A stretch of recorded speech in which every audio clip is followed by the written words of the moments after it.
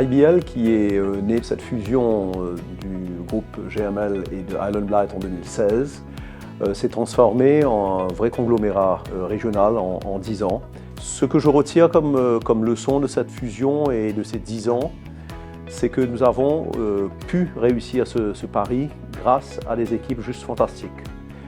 Nous avons aujourd'hui 40 000 collaborateurs répartis entre l'île Maurice 20 000 et l'international 20 000.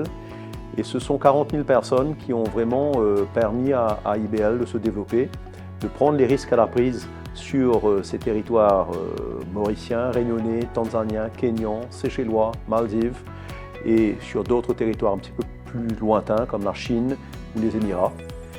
Et je pense que nous avons aujourd'hui un groupe qui est solide, qui a la résilience qu'il faut, et tout en gardant cet ADN familial qui permet donc l'agilité et le développement des valeurs qui nous sont chères. Nous avons d'abord souhaité revoir la structure des clusters à IBL afin de la simplifier.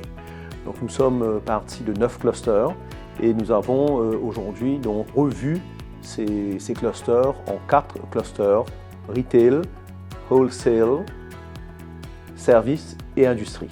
Ces 4 clusters permettent aujourd'hui à IBL d'avoir une lisibilité plus importante, plus claire sur ses choix. Et ces choix sont dictés par des acquisitions qui ont été faites et réfléchies par le conseil d'administration et le management afin de rendre IBL plus proche du consommateur final. Donc nous avons effectivement fait un certain nombre d'acquisitions en Afrique de l'Est et à La Réunion.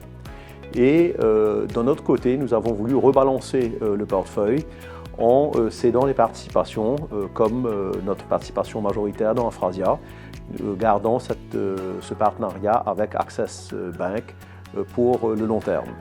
Donc les acquisitions faites sont principalement autour donc, du retail au Kenya et à La Réunion, sont autour des boissons gazeuses et de la bière aux Seychelles et à La Réunion, sont autour du sucre avec des projets Greenfield en distillerie en Tanzanie, aussi au niveau des matériaux de construction à La Réunion, qui fait qu'aujourd'hui les métiers que nous avons su développer à l'île Maurice, on les duplique sur cette région et ça permet donc d'avoir un cross-fertilisation des métiers et des synergies qui sont développées par les différents business units entre les différents pays pour une meilleure croissance globale du groupe.